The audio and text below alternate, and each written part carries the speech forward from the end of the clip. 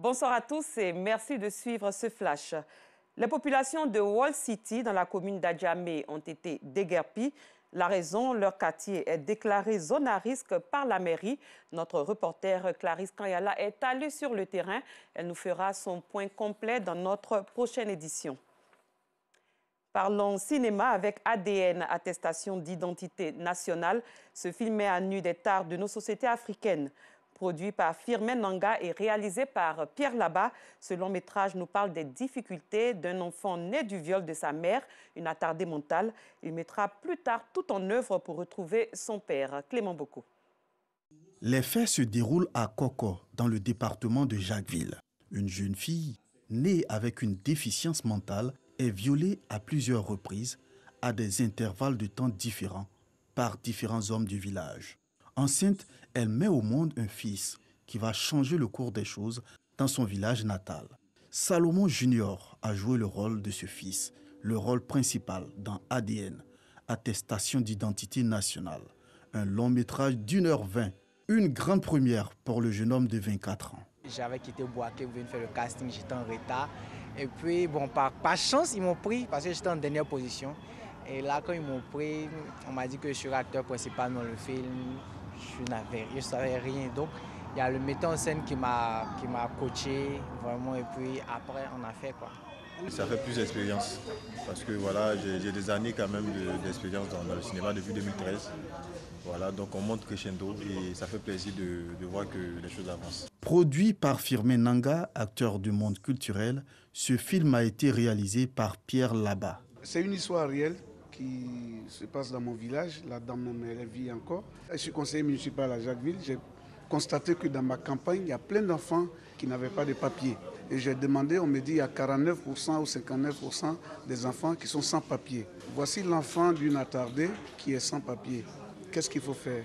Donc c'était pour attirer l'attention de tous les parents qui ne font pas de papiers pour une question d'ignorance ou pour une raison qui ne leur est pas imputée, puisque une attardée, son enfant n'a pas de papiers, ce n'est pas elle.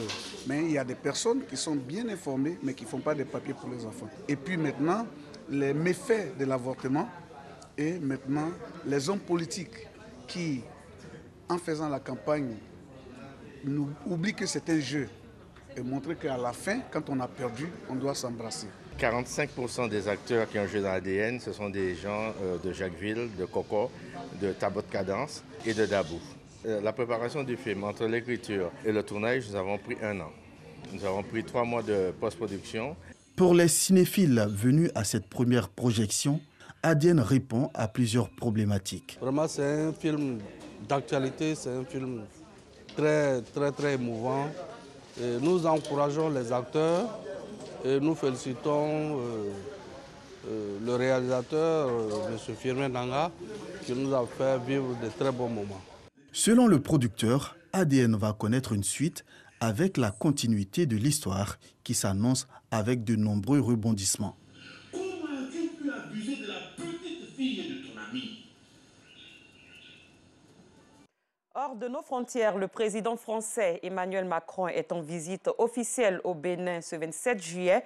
Une visite pour des discussions avec le président Patrice Talon sur la lutte contre le terrorisme, la restitution d'œuvres d'art ainsi que les partenariats économiques.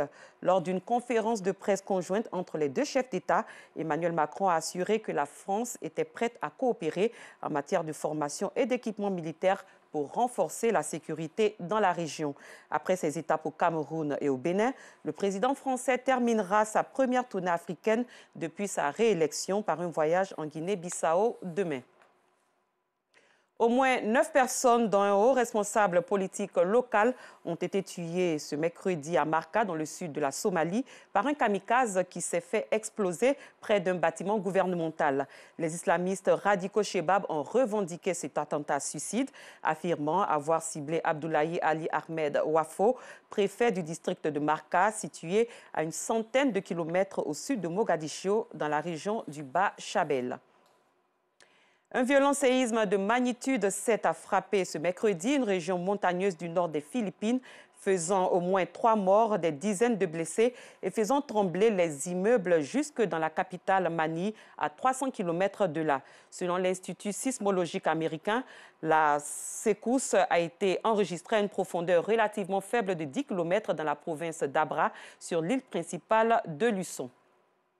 Et c'est la fin de ce flash. Merci de l'avoir suivi. Je vous retrouve tout à l'heure pour la prochaine édition. Ce sera à 19h30.